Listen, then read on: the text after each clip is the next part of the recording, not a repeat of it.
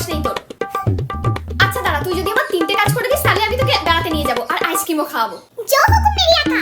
যা, কাজের মাসি আসেনি, প্রথমে ঘরটা ঝাড় দিয়ে দে। ঝাড় দেওয়া হয়ে গেছে। যা বাসনগুলো মেজে ফেল। বাসন আমি মেজে দিয়েছি মা।